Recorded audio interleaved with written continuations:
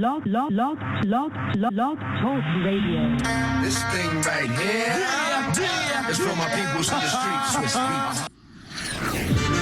Yes, today. Blog Talk Radio. One mic. All right, welcome to RSG One Mic. Yeah, this is your boy D. Wils in the building. You know, it's post NFL draft. You know what that means in RSG. You know, we're fundamentally educators. So, you know, we can't do something without grading. And we got a special grading system. You know, even though many of our institutions have moved to a pass-fail format, we're not doing that for the NFL this year. No. Y'all grade. You're gonna grade this year. And so we're gonna grade y'all. We're gonna grade y'all because we don't have to worry about accreditations and all that stuff. We ain't worried about enrollment management. We ain't worried about none of that. We just gonna say what we gonna say. But before we get into that show, I gotta bring on my co-host for the show today. Before we get into that, let me bring the youngin', the man. He gotta be proud because one of his boys from Ypsilanti, Ypsilanti, Yeah. drafted. And how you doing, youngin'? How you doing, Darnell? I feel great. I had to pinch myself. I thought yesterday was a dream. I didn't know if yesterday actually happened in real life. But yeah, one of my former teammates, KJ Osborne, got drafted in the fifth round to. He's your teammate. Wow. Okay. And another one of my former teammates, Tyler Mabry, he signed as an undrafted free agent last night to the Seattle Seahawks. So it's been a great day for us, and I'm excited to see how everything plays out with the season. All right, and then we got my man the Hammer. What's up, man? How you doing there? You got the Badger hat on. I know that's the help with the because none of us can get to the barbershop. I know you can't get that local barbershop over there. No, I tried to get one of those shavers. It hasn't come in the mail yet, but no, I'm doing well, D. Wils, safe and well, and look forward to talking about the draft and, like you said, who measured up and who didn't. That's right. Who's on the dean's list? Who gets dropped? Who gets dropped? You know, we pass fails for the youngins. Pass fail for our folks in those higher ed institutions. Pass fails for those folks who are trying to figure out how to get to medical school. NFL, y'all staying on the RSG grading system. We're not doing that. We holding y'all accountable, and that'll happen today. Before we get started, we always want to pay homage to our frontline people who are out there doing all the good work every day. Hopefully if you watch this, you can take a little bit away from that time. I know for Darnell and I and our family, we have so many folks, he and himself, who are spending time in the hospital, who work years in the hospital. We probably got 400 years of hospital-related experience in our family. So we definitely understand the kind of work that's going on in the front line in those spaces. Not just people are talking about nurses and doctors, but there are folks who are doing a lot of auxiliary, ancillary work where they are either bringing equipment up, people are changing beds, people are doing incredible work who often don't have a face, they're bringing food up, the dietary related issues and just, whatever's happening there.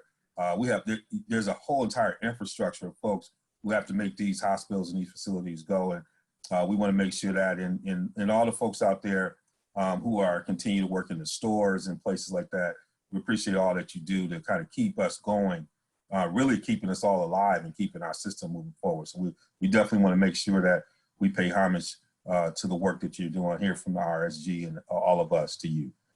All right, we always, for you first-time listeners, before we get into Cypher, we always have the open mic. And this is where we kind of cover just some general topics to kind of get us warmed up, get our throats right, get us warm and get us flowing. And we've been doing for the past few weeks since we've been quarantined, kind of reflecting on just all the sports classics that have been coming out. And every day, as much as I thought, I do miss live sports, it's been for me a pleasure to really catch up on just historical events and wow, okay, that was happening. I remember watching that. So we're gonna spend a little time doing it. So I'll start with Darnell. I don't know if there's any classics or any movies or anything that you've been watching this week that's kind of caught your eye, that kind of got a buzz for you this week. Well, not any games, but the big thing was, of course, the Last Dance. I'm watching The Last Dance from episode 1 and 2. It's real fun to watch. A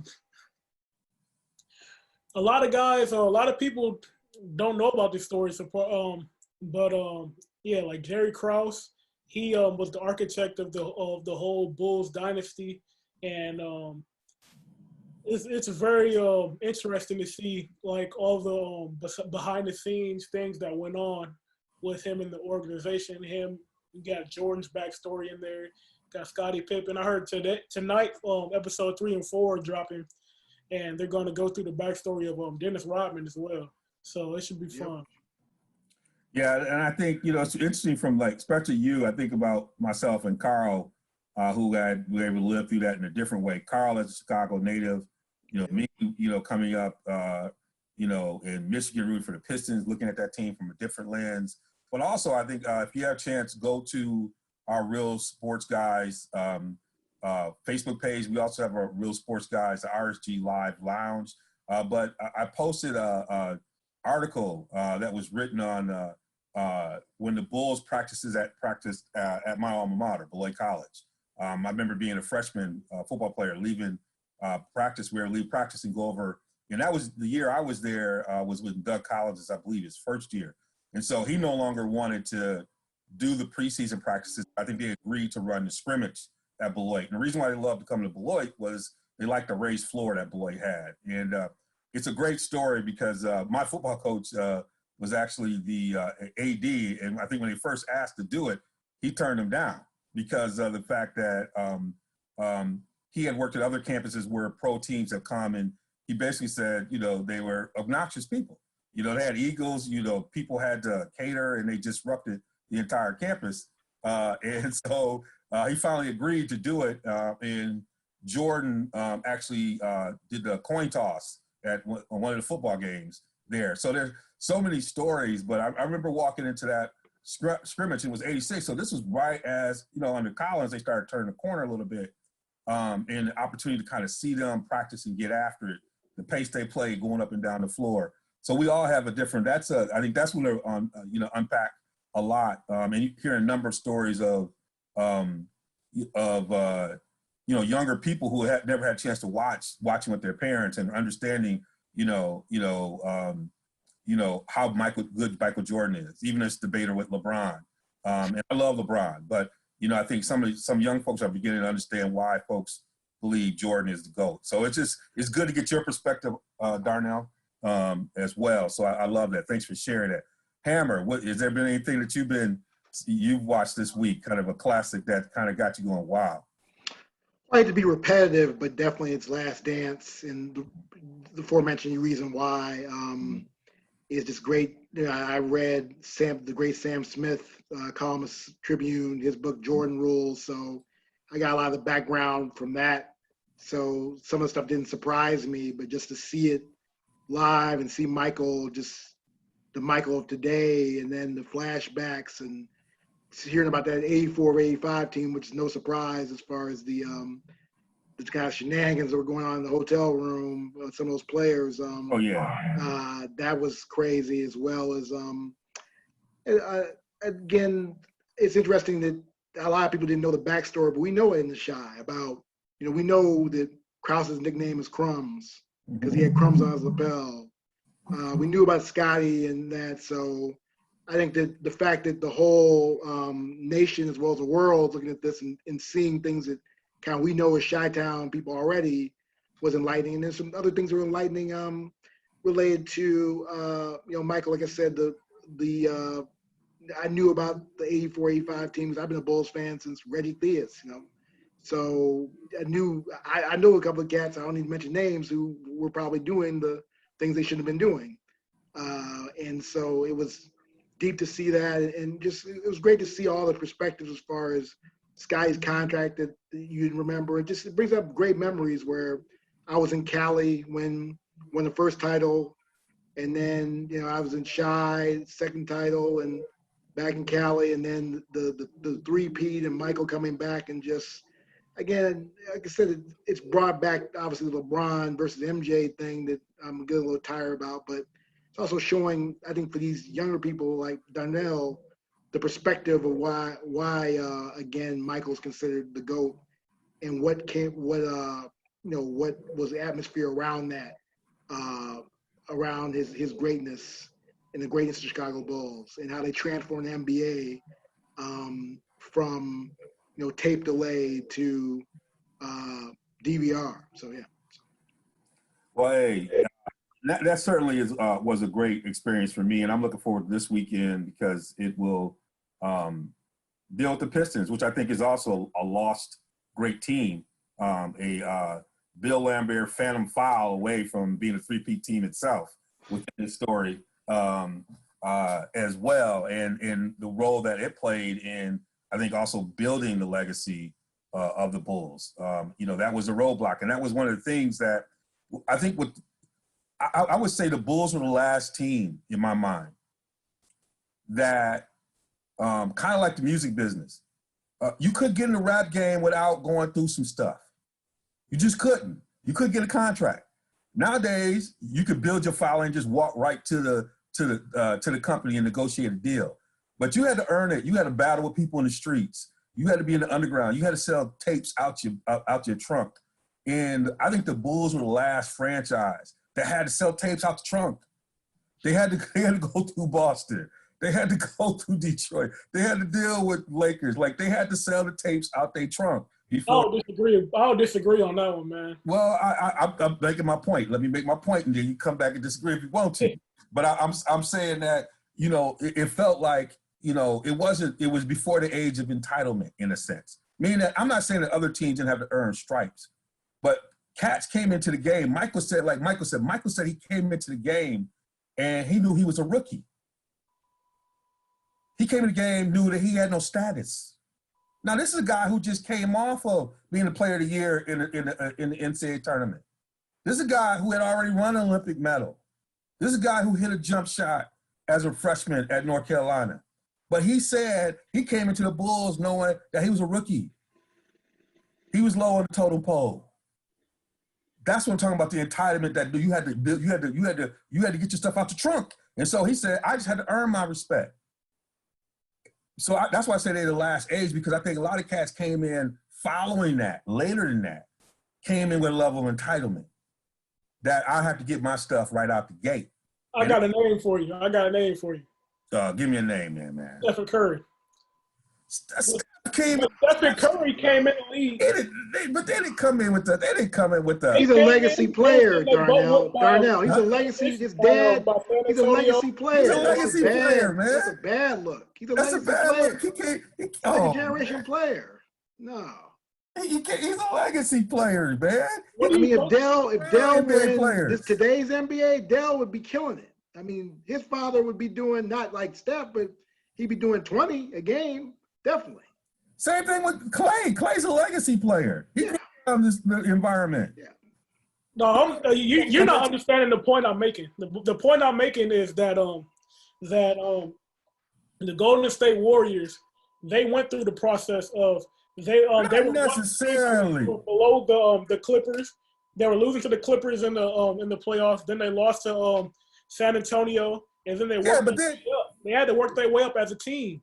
They changed coaches to somebody who's featured in The Last Dance. The Bulls did the same thing. The Bulls had Doug Collins, and then they changed coaches to Phil Jackson. No, but we lost a couple of years. They didn't win their first year, brother. Jordan went 5, 6 years, 7 years? Yeah, without a title. Oh. But Steve Kerr came in there first year and won, brother. So, no. And Steph Curry, it's not like Steph Curry won a championship his first year. He got drafted. But if you talk about, again, the comparison with Phil and Kerr, that's a bad comparison because of the fact that, again, Kerr won the title his first year. If I give you that, that's like well, when people say they ain't playing black coaches, black quarterbacks, and then everybody brings up, one quarterback. Like, you brought up one team over, how long was that between the Bulls? You brought up one team over like a 20-year period. Yep. And then you have the Spurs. But Spurs didn't come up like that. Not the way we talking about, man. No. David Robinson got hurt. They got Duncan. And then they got Duncan. And they lucked out because the average cat like Duncan would have left after. I was stunned when he didn't leave Wake Forest after 2 years. Yes. I thought he was an idiot. I was like, you're going to get hurt and you're going to lose your money. Yes. He stayed there 4 years and then David Robinson got hurt, and then they got that Lowry pick, and they're good. Yes. But the overall era, when you talk about overall era of those players, and even both those eras, you had a lot of cats who came in lottery like I'm getting my play in right now. The overall culture was, I get mine now. I get mine now. Yeah, like Big Dog won $100 million. Yes. They cut the overall culture. And Herb Cole had to tell him no, and he held out. Yes. $100 million. So let me talk about the one y'all talk about. I think Last Dance is a great one. This is the one that got me because I turned it on. I'm like, I was at that fight. It was 2006. I had just interviewed for a position at Madison. Like right before and then right like after I interviewed, like that morning, I got to get on a plane to go to Vegas for a professional meeting. So I interview. I'm interviewing in Beloit, then I got to get down to Rockford on a plane, and I'm going to Vegas. Get to Vegas, and I'm like, what's the buzz? And I'm looking, it's like Vegas is buzzing, and I'm in the older end of the strip, you know, at this professional conference. I look up and I realize Mayweather and Zab Judah fighting at Thomas. Yeah, I saw it last night, bro. At the Thomas and back. I'm like, I gotta go to this. I'm like, I don't know how I'm gonna get tickets, but somehow I was able to find it, got a good set of tickets. But I was up like at the top of the Thomas and Mack, still good viewing of the ring. And Zab Judah's coming in after, you know, some losses, and this is when he got to really bounce back. Now, people don't give Zab, and part of Zab's problem was Zab was too much into the life. Zab, I don't think, if Zab would have been as disciplined as he's trying to be later in his career, Zab was a bad fighter. I don't think people realize how bad Zab is. But Zab needed this fight. And Mayweather was on his game, coming off some really good fights. But I think this was the first person who could probably match him hand speed. And Mayweather starts out early on, you know, doing the Mayweather thing, controlling the distance, everything. And then Zab starts putting some cooking on. Bloodied his lip, bloodied his nose. Now, the backstory is they had been sparring. And Mayweather gave him the business. So there was some little bit of blood, but then Zab had been, I guess, abused a younger fighter, and Mayweather didn't like that. And so they ended up doing sparring, and Mayweather abused him. And so there was some blood. Two cats who were friends with some blood. I didn't know none of that backstory when I was at the fight. So then Mayweather just said, okay, you know, Mayweather does his thing, he just turns. And back then, Mayweather was the kind of guy, he wasn't being as cautious. He was like, if you got him, he's going to go get his back. And he starts putting work on Zab. And so the Zab starts going low on purpose. So I'm watching this way up here. And all of a sudden, he goes low.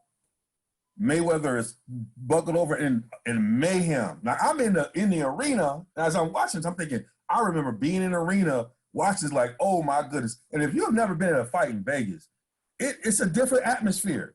You know, when I think about the stuff that happened the night Tupac got killed, you can understand, because if you're in the atmosphere, it's everybody there from all walks of life who got some money of something. And the atmosphere is exciting, crazy, but a little edgy. And so when the fight broke out, you like looking around to make sure nothing breaking out by you. It was an amazing experience. It is crazy because I've always wanted to go back to Vegas. You know, me and Darnell, we got to figure this out. Like, get a boxing moment. We got to get out there to Vegas. But there's nothing like being in a fight. But that fight was incredible for all the theatrics. Roger Mayweather, I think, got suspended because he was already on probation and then got in that fight there. But it was just interesting to watch that fight, hearing what they were saying on the air versus being at it in person. But it was like the fight was made on the fight that actually happened in the ring. And everybody was in that ring fight. It was like New York against Grand Rapids up in there, fighting and going out. The only thing about it, I listened to the caption. I'm tired of people, you know, they're talking about James Toney. James Toney is not from Grand Rapids, Michigan. James Toney's not from Detroit, Michigan.